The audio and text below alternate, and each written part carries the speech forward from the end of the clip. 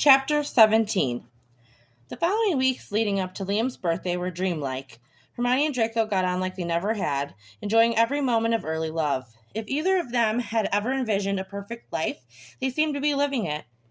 Liam's 5th birthday party was held at the townhouse, much to Draco, Lucius, and Narcissa's huffing. Hermione wanted to keep it small and, childlike. There didn't need to be caviar and champagne. There needed to be a piñata and cupcakes. Liam had requested a Hogwarts theme, and upon entering everyone was sorted by the hat, which was Liam wearing a giant sorting hat. He sat in a high-backed chair and asked them a few questions before sorting them. It was quite comical, honestly. He didn't know these people back in their school days, but he seemed to be quite spot on in his sorting.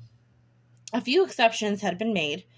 Hermione was in Ravenclaw, and Narcissa had ended up in Gryffindor, which bristled her to no end as she donned her red and gold scarf. Lucius and Draco remained firmly in Slytherin. When asked which house Liam would be in, he stated that it wouldn't be fair for the hat to have a house, so he would remain neutral until his selection on his first night at Hogwarts.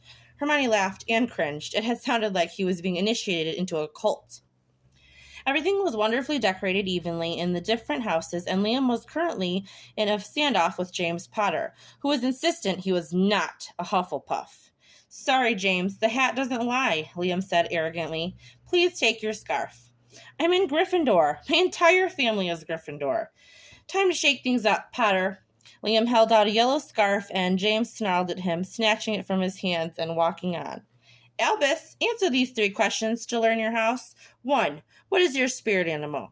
A monkey. 2. What is your favorite color? Orange. 3. What is your favorite food? Cauldron cakes. Gryffindor. What in the bloody hell? I literally said my spirit animal was a lion, and my favorite color red. How am I in Hufflepuff, and my little bratty brother is in Gryffindor? You're just messing with me. James was red-faced behind them. Actually, you were fiercely loyal to your family's house. You're Hufflepuff. Liam smirked. James snarled, and Albus raised his hands victoriously as they walked out of the entry.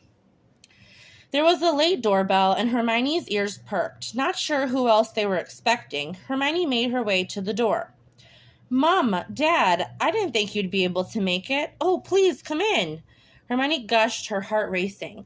The initial jolt of excitement wore off as she realized that this party was very magically charged.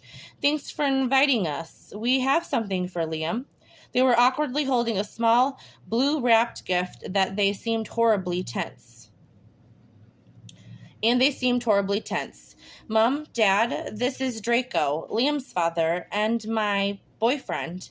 She hesitated on the last word. It didn't seem like enough. "Mr. and Mrs. Granger, it's a pleasure to meet you. I've heard so much about you," Draco said politely. "You as well, young man." Hermione's dad shook Draco's hand firmly. "Come this way. We have food here in the kitchen." Draco led them towards the back of the flat, and Hermione thought with a giant grin on her face that her life couldn't get much better than this. 6 days later, around a beautifully lit Christmas tree at the manor, Hermione, Liam, and Draco sat in their pajamas, taking turns opening up box after box of presents. Liam received countless books from every person they knew, and as he opened them, he sorted them by how interested he was in reading them.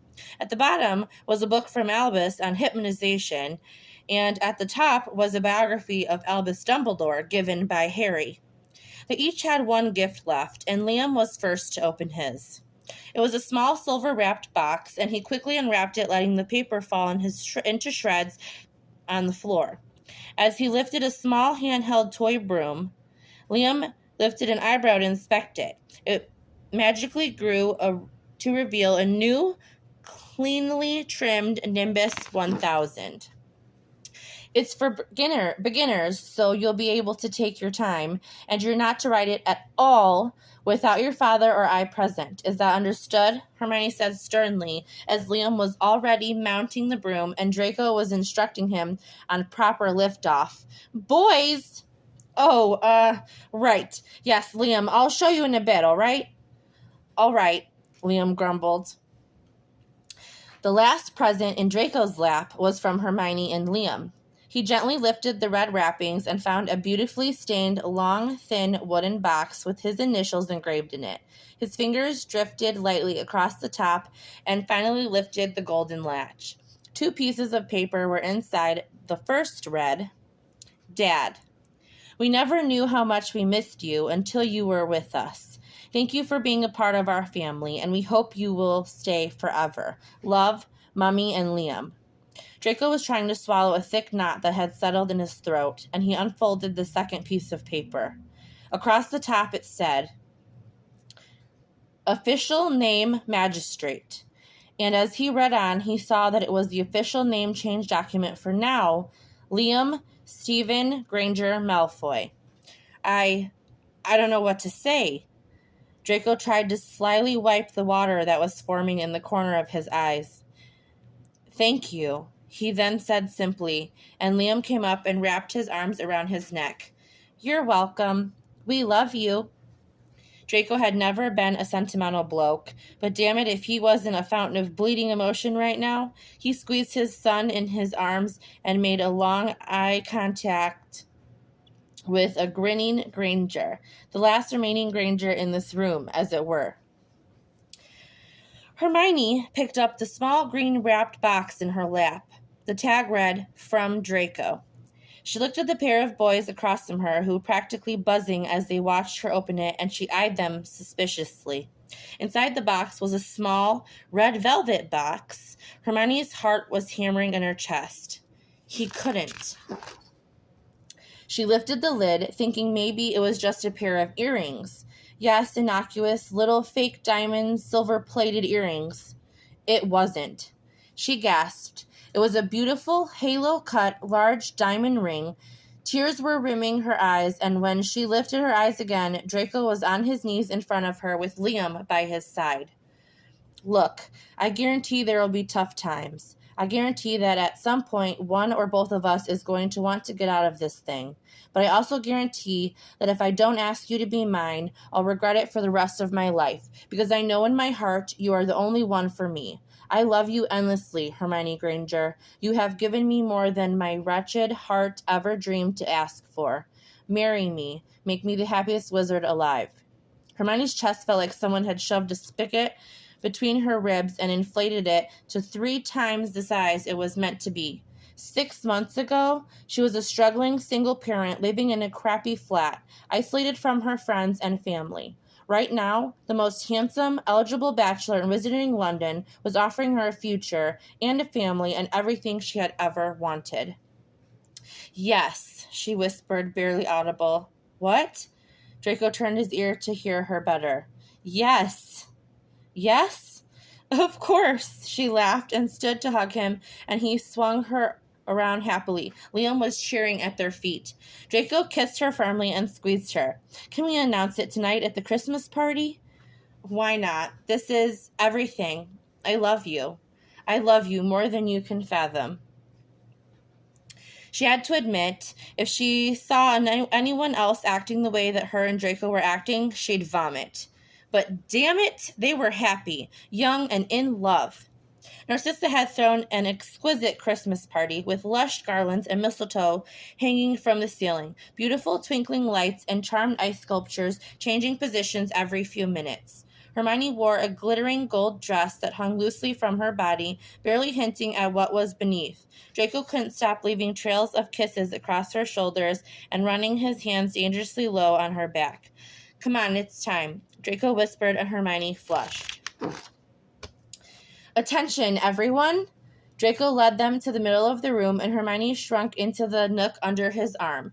Happy holidays to you all, and thank you so much for coming out this evening. A special thank you to my beautiful mother who has planned this event for us to enjoy.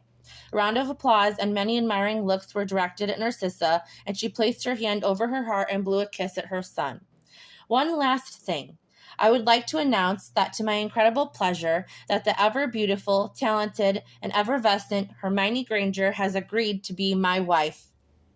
A single loud gasp followed by a roar of applause spread through the room, and Draco kissed her deeply in front of everyone. Draco, how dare you keep your sweet old mother in the dark like this? It's not right, she chided, slapping his arm playfully and then wrapping him in a hug. Hermione, dear, we will need to get together sometime next week to begin planning. I do hope you'll give this old, tired woman a chance at some excitement during your engagement, yes? Congratulations indeed, Lucius drawled. Draco, might I have a word? Hermione didn't miss that there was tension in the way he spoke, and that he grabbed Draco a little forcefully by the elbow and led him out of earshot. The conversation looked like a subtle argument, but Draco seemed to come out the winner, and as his dad eventually sighed and nodded. They were then passed around for congratulations by almost every person in the room. The only exception was a seething, drunken Pansy Parkinson, who excused herself quickly after the announcement was made. They sat talking with the Potters when Ginny requested that Draco push her around the dance floor once before he was a married man, and she was left her best friend. I can't believe you are going to be a Malfoy, he snickered, taking another long drink. You're barking if you think I'm giving up Granger that easily. I'll hyphenate like Liam. Still. Shit, did you just see that? My kids just scurried out of the room. I'll be back, he grumbled, muttering something about rotten fucking kids. She laughed to herself and finished her champagne, admiring the glittering new adornment on her left ring finger. Mind if I have this dance? An accented voice broke her concentration, the voice of Blaise Zabini. Sorry, she shook her head. A dance? Since your fiancé is otherwise engaged, so to speak, she should say no. Sure. What the fuck? Come on, Hermione. Get your shit together. Too much champagne. Blaise placed his hand safely on the middle of her back and held her other hand and turned her swiftly around the dance floor. I'm so happy for you and Draco. Hermione's head buzzed and swirled. Thank you. Honestly, I didn't think he'd pull it off. She agreed. I mean, he's cutting it down to the wire. Only 6 months until he turns 30. What? What are you saying? Hermione furrowed her eyebrows. Oh, well, you know, the contract. When Hermione declined to speak again, he continued. Draco's marriage contract with the Parkinsons, of course. What contract? Standard betrothal contract. He has until 30 to marry, or else he'll be married to Pansy. Normally, these don't come down to the wire like this. It's surprising. Pansy has been forced to wait, an unfortunate clause in being the witch in these situations. I assumed you knew. Hermione was sure that he was wearing some stupid, shit-eating, amused grin, but she couldn't focus on his face. Hermione's mind echoed like an empty cavern. She took a deep breath, removing herself from his arms and moving her arms to hold herself around her middle. It's common, Granger. Purebloods put marriage contracts into act by age 14 or 15 at least. They were dating at the time. It probably seemed natural. Pull yourself together. He rolled his eyes. Damn it, Draco.